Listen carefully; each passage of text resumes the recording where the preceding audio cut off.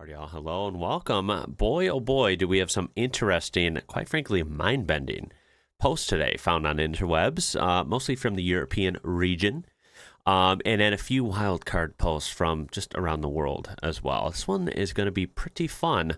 Buckle up, relax, and enjoy. Now, this one is something I've never heard of or seen in my life, certainly never seen here in the U.S. There you have it. Look at the traffic lights here. This is a pedestrian traffic light. Hell, even just that is not exactly the style you see here in the U.S., as pedestrians are an afterthought. But anyway, this is pretty cool. If you'll notice, we have the red light showing a guy literally pissing in a jug on the traffic light. You can't make this stuff up. And then the green one, he's walking with his jug of piss. There you have it. Pretty interesting, I guess, would be the word for it. I'm not really sure how else you would describe it, but this is from Tilburg, and this is, of course, in the Netherlands. People from Tilburg are known as kroegkijkers, jug pissers, for their historical practice of collecting urine used in textile production. I have never heard of this, never knew about it.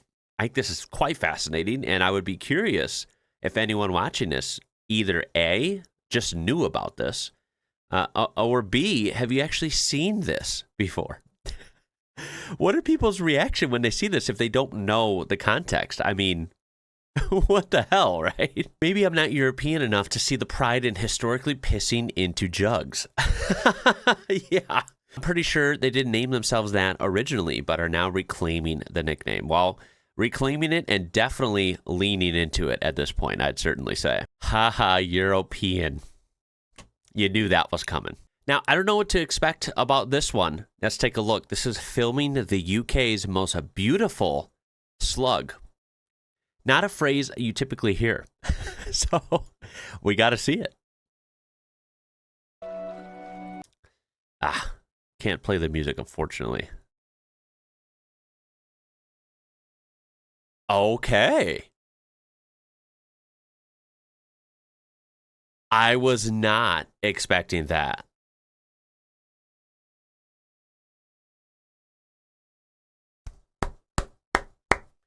Hey, give credit where credit's due. Maybe I am ignorant. I don't typically think of slugs as, well, I don't really think of slugs much, but if I were, I usually think of them as slimy and, I don't know, brown in color or something like that.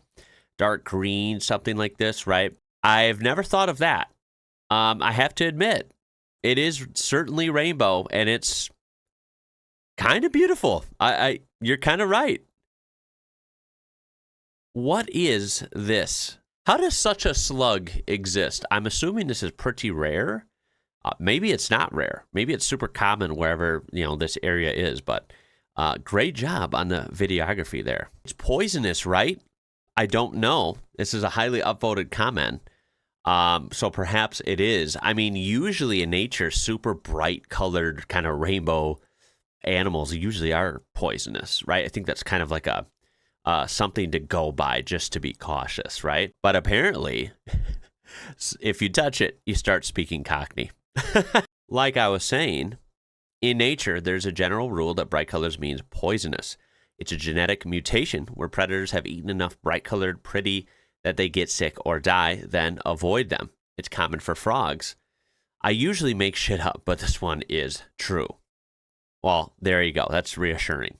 And real quick, speaking with the interesting colored animals theme here, this is something I also did not know about. So I think we've all heard of albino animals, right? When they're extremely pale, almost white, lacking color, right? I did not know that there's the opposite. There's melanistic animals. These are all black, so extremely dark colored. Where they're supposed to have color, it's just dark. And of course, these are the opposite of albinos. I think this is actually super freaking cool. Look at this, right? Even that dark squirrel, this tiger. I mean, geez, how fascinating. I have to say, this wolf here is actually hella scary. That's frightening. So is the owl, actually. I have to say the snake is pretty cool because it's black, but it actually has like this rainbow sheen to it. Don't know how that works, but if I saw that, I would almost think like there's no way that's real. So it looks like it's on blacktop as well, like it's in a parking lot. I could be wrong there, but yeah, very fascinating stuff. Now, we've all heard of the game ever since we were children, probably, rock, paper, scissors. At least that's what we call it here in the U.S. And I'm fairly certain this is a worldwide game to some extent, right?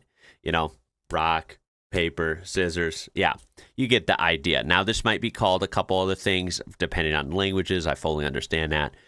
This actually refers to it as scissors, paper, stone. But obviously, it's the same concept. What I find cool is this is from Schlenkerla Brewery in Bamberg, Germany. And they actually have this integrated into the bottle caps. I think that's actually pretty neat. I've never heard of something like that. I've heard of trivia in bottle caps. A drink we have, at least here in the U.S., it is called Snapple. I'm sure they might have it elsewhere as well, but they have like trivia on the inside of the bottle caps I always thought was cool. I'm surprised more companies don't do this, having something integrated like this. I think it's just fun and it incentivizes maybe people to buy it more. But yeah, this is pretty cool. You could actually get some, bottles of this with your friends and see who comes out victorious with your bottle cap. I think it's pretty cool. Now, moving over to France here and cars, I love that. French cars, I still am nowhere near an expert on, but I know enough now that they're very quirky, very different, definitely unique. And this person asked, why were the trunks on, help me out here, Patrick Lequemont? His early 2000s Renault designs were so weird. And I actually have to admit, they are. If you kind of look at these, you could tell they're all using that similar design language. Again, very bizarre, at least to me, because we did not have these in the U.S. We only had Renault for a brief period in the 80s, I believe, before I was born, and we definitely didn't have this era. So I've never seen these in person, but I have to say, I might have seen a van like this at a museum once. It was a French minivan, and it looked very odd to me. It is a weird design language because the roofline just stops very abruptly and just falls off a cliff here. Straight back window, but then it has this very curved hump in the back. It's odd, right? It doesn't seem to fit the rest of the flow of the car. I'm sure it's intentional. It's just definitely different and pretty bold. I feel like this is a love it or hate it. I don't hate it because I like different cars, especially when it's cars we didn't have here. So I won't say it's a beautiful or super, attractive car. But it's unique enough to where I still kind of like it and I can appreciate it. But then we have this explanation, which I should have known is this simple. The man liked big arses. I remember when the McGann advert with I see you, baby, shaking that ass. Here we are. That is the design language for early 2000s Renaults. Wow. How can you hate that? Now, going over to Romania for this one. This is pretty bizarre, I have to say. This is a underground amusement park with a lake and a Ferris wheel in a salt mine in Romania. You can see this kind of overhead shot here, how deep it truly goes. This is very, very odd, very different. I imagine this would be kind of fun, honestly.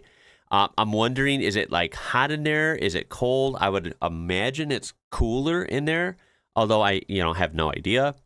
But it would certainly be a very unique and not your everyday setting for an amusement park. Might be kind of cool. You don't have the sun beating down on you. You don't have the rain beating down on you. I mean, you're kind of consistent, at least climate-wise in there. This is one of those things, again, I've just never heard of before. I wonder if it's famous, at least around that area or in Europe as a whole, or is it totally a hidden gem? I really don't know, but I would be pretty mind blown if anyone watching this in the comments has actually been here. Let us know if you have and what it's like, Is this just a gimmick or is it really kind of a cool idea? Now we're going back in time for this one. We're going back to 1936. We have Danish clothier Christian Trollstrup covered his 5-story store building with coats to attract buyers. And you're asking, what the hell does that even look like?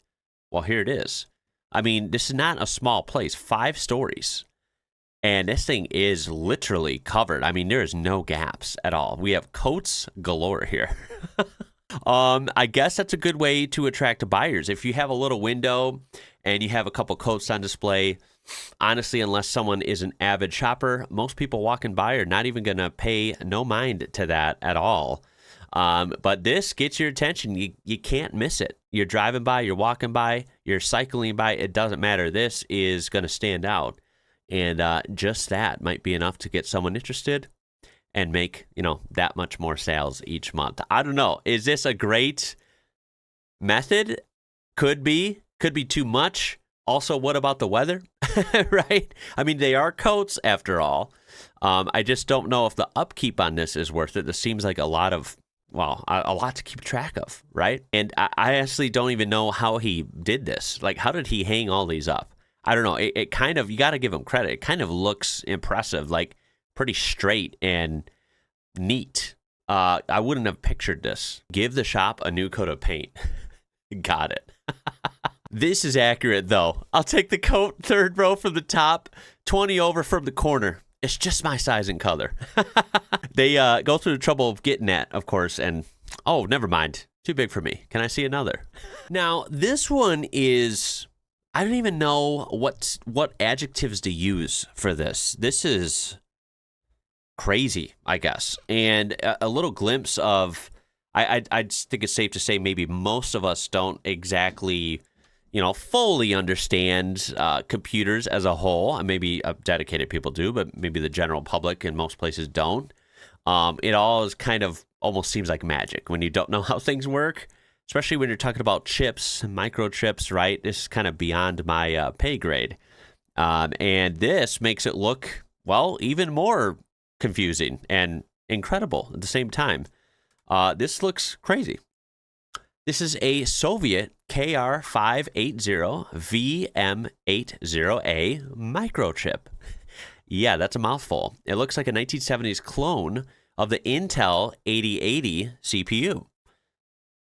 Either way, what the hell am I looking at? This looks so freaking complicated. I mean, look at this thing up close. I'll zoom in even more. Look at that. Holy smokes, right?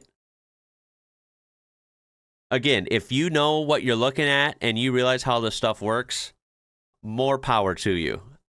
This just looks like a mess to me, an organized mess. But a mess. This is truly kind of incredible, though, to see something like that just kind of laid out. All I'm saying is I don't know how we came to this point and people know how to make this work and build it. I don't understand it, but I'm glad we have it, right? I mean, I'm glad someone out there knows what they're doing when it comes to microchips. I resonate with this comment a lot. How do people even figure this shit out and then build machines to build it? I know. I don't know. I have no idea. As complex as it is, I think kind of demystifies the CPU a bit. Modern CPU logic has gotten so incredibly small that it seems like alien technology. If you zoom in to the 70s CPU, it looks more like a very complex circuit board, and before this, they were even simpler. Nobody could have built an AMD Threadripper from scratch, but it becomes a lot easier when you see the progression from something relatively simple like the first transistor. Sure. All right, now we got to see this one together. This seems interesting. This is what it's like getting your first car presented to you as a gift in Europe. So it's titled Broski Got the Toaster as his first car. Now, I've seen first car reveals, to very lucky, usually well-off families. Not a common thing, but here in the U.S., I've seen this on social media, so this will be pretty interesting to see this from Europe. Here we go. I'm going to make it full screen, and we're actually going to do perhaps this, so we don't miss any of it. Here we go.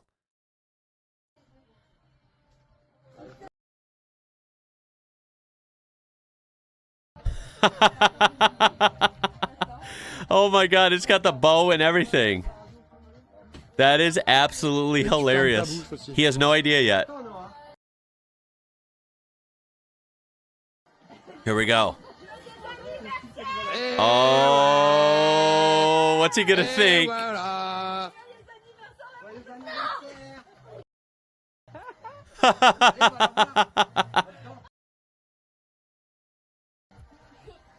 Can you imagine? This is hilarious from an American point of view. Now, let's be real, right?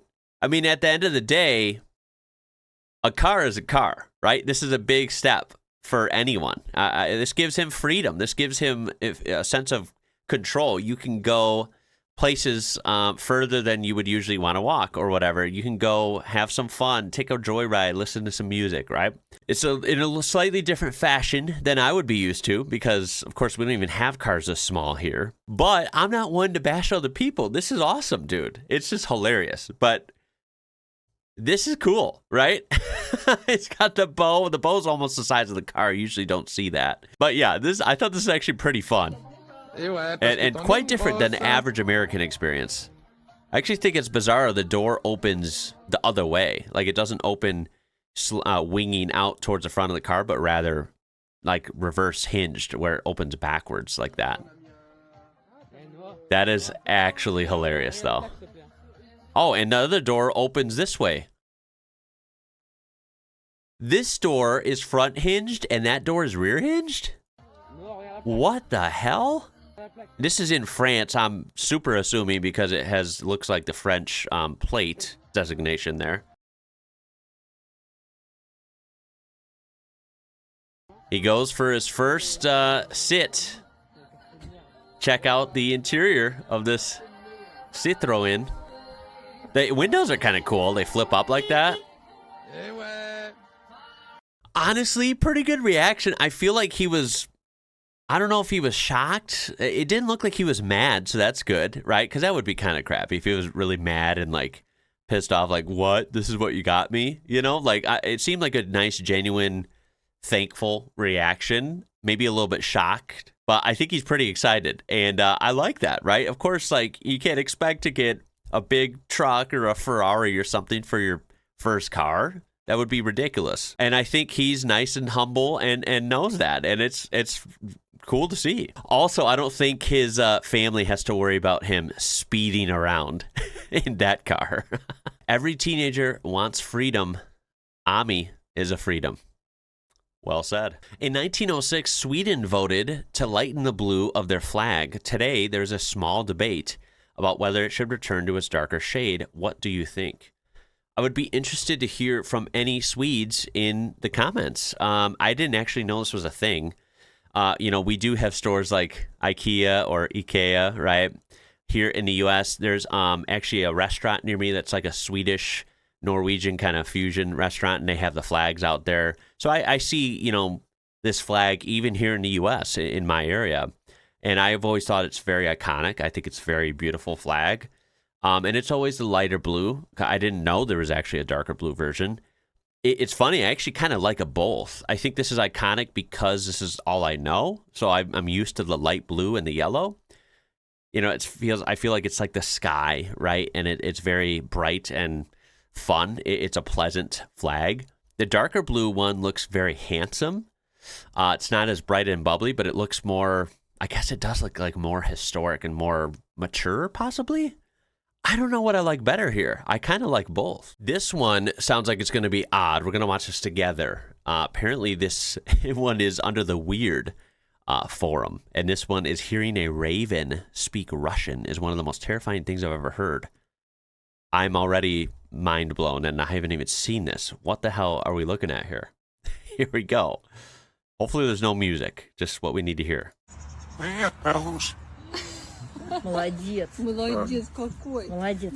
Корошечка. Молодец. Корошечка. Сейчас очень много снимается сказок. Русь, ты меня перебиваешь. Ты в курсе? Конечно. Конечно. Корошечка.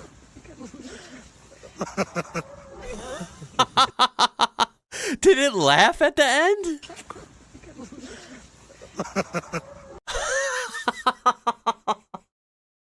All right, that was a good ending. It made it a little less terrifying. Yeah, that's weird. I didn't know this was a thing. I know there's birds that can learn to make noises and learn to speak, so to say. Ravens are just honestly incredible. Very intimidating as well. And hearing one speak Russian, yeah, that's not something that was on my bingo card. I have never heard of or even thought of that.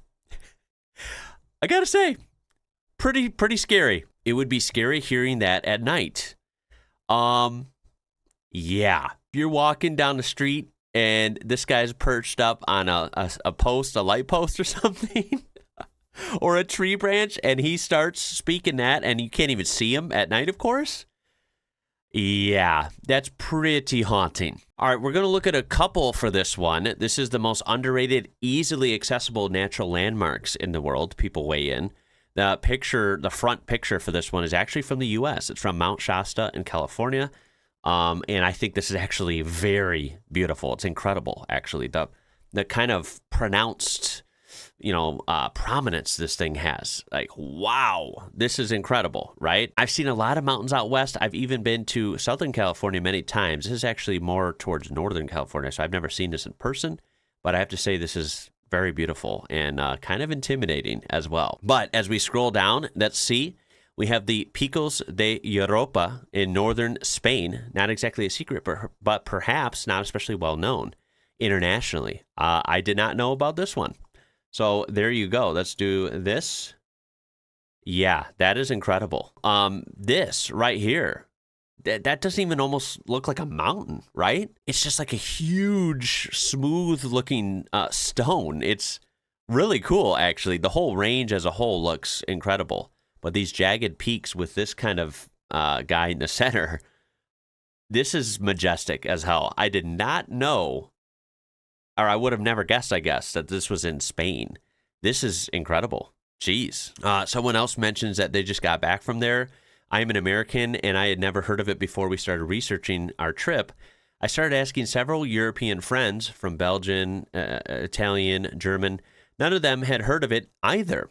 I was so surprised such an epic range could be kept that secret. We stayed in Potes and didn't run into any other tourists except Spanish. Such an amazing place. There's another picture of it in a more kind of gloomy, cloudy day, but it still looks equally ominous over there. Yeah, this is incredible. Like I said, I just have never even seen this or heard of it. Someone else adds Muntanya de Montserrat, just outside of Barcelona. It's accessible by transit and about an hour from the city on the train. So this is not too far away from Barcelona. And you can see, again, wow. It looks like you're up in the sky. Like these are sky islands almost. Very, very cool. Then we have this one in France. This is Aiguille du Midi. This is pretty underrated since it's near Mont Blanc, accessible via cable car. Wow, this is absolutely incredible as well. You can kind of see how prominent this is. Very snowy as well. With the clouds rolling through, it looks very majestic. Very majestic. Makes it look extremely tall. Again, this is in France. Now, again, like people do know, if you know anything about geography, you would realize that like France and Spain and stuff, like they do have mountains and great natural landscapes in certain places, but some of them are truly exotic, and maybe people don't realize that, when they think of France, they might not think of this picture. Pretty cool. This is Howth, Dublin, a short 30-minute train ride away from the city center. So again, not that far at all. Wow, look at that. It looks like you're on like the edge of the world almost. It's such a unique aesthetic. I like how the sky and the water almost match, right? It almost messes with your head a little bit. Where the water meets the sky. It looks so cool. And for me, as someone who lives really far inland, I'm next to Lake Michigan, of course, which feels like almost an ocean when you're on it, when you're on the edge of it because it's so big. But it's still, as someone who's not generally around this kind of view much, I mean, this is just very exotic to me. I think this is incredible. You have the beautiful greenery, and then, like I said, the blue everywhere. You also get a view in the distance of, still these hills and part of the island there. It's very cool. And then finally, we have this in France. This is sand dunes, actually, right on the coastline. I didn't know this was a thing either. Has anyone seen this? I've never even heard of this before. Now, I had to throw this in. This is soccer or football. This is from the Canadian Premier League. A bicycle kick goal in the middle of a blizzard. You literally can't get more Canadian than this. I would have to agree. That's pretty freaking Canadian. I've never actually seen football played in rain, let alone snow. I didn't know that was a thing. Kind of incredible to see. I mean, these guys must be freezing. I don't know how they keep their traction or their footing. I don't know how they hit the ball. I mean, this just looks like times 10 on the skill level. I have to admit, though, they're doing incredible. And this guy literally did a bicycle kick in the snow. If he doesn't get some sort of trophy or recognition for that, I don't know what would. This is pretty damn cool. Meanwhile, over in Copenhagen, someone cut a straight line out of the clouds. Which one of you in Copenhagen? Who cut the clouds? Just took a knife and went whoosh, clean straight line. That is very odd. I mean, it is literally straight. That almost doesn't look natural. If anyone has any idea how this even happened, I'd love to know. Great pictures that were captured here. And I have to say, I've seen some weird cloud stuff, like probably most of us have at some point in our lifetime, but I have never seen that. This is cool. The first ever Monaco Grand Prix in 1929, won by English-French racer William Charles Frederick Grover Williams in a Bugatti Type 35B. I can't even believe there's footage of this. Of course, Monaco still looks beautiful, even in 1929, right? And to think this is so early, yet we were racing cars in 1929. I think that's so cool. How different are these race cars compared to, 2025? I mean, wow, right? How dangerous were these, Also, how much faster were these than a regular car in 1929? Like, were these super advanced still, like super different than a regular road car? Or back then, was this barely more than a paint job and a number? You know what I mean? Like, how modified were these compared to your normal, road-going car? I don't know. But regardless, pretty freaking cool seeing footage that old. And it looks like a good turnout as well. So Monaco racing history runs deep. It goes back 100 years just about. And we're going to end it with this one. This is something called the coastline paradox. Now, I've never actually heard of this before. But the coastline paradox says the length of a coastline changes with how closely you measure it. If you use a big ruler and draw long straight lines, you skip over all the craggy bits. But if you use a smaller and smaller ruler, you catch more detail and end up measuring around individual rocks and boulders until the measured coastline approaches infinity itself, while the surface area remains broadly the same. And you can see a demonstration here, right? I mean, ruler size 100 kilometers, you see the very simplified outline. Then you reduce that to 50, you get a little more detail, although not perfect yet. Then you reduce it to 1 meter. You get hyper detail, but then the coastline becomes relatively infinity, which obviously isn't correct either, because it's still a number. It's nowhere has infinite coastline, but by mathematical terms with this kind of method, it doesn't really work almost. You see, it's the same isles, right? But the coastline gradually gets a lot bigger, and we're talking hundreds or thousands of kilometers here. So I find this kind of fascinating because when we look up, if I were to look up the coastline of Britain, or I was to look up the coastline of the US or wherever, right? How do we know how it was measured? How do we trust it, right? I mean, it's kind of odd, right? Either this is very fascinating or it's simpler than this and I'm interpreting this wrong because, like I said, there's no such thing as infinity in the physical world. Obviously, this physical coastline has a number. It has a limit.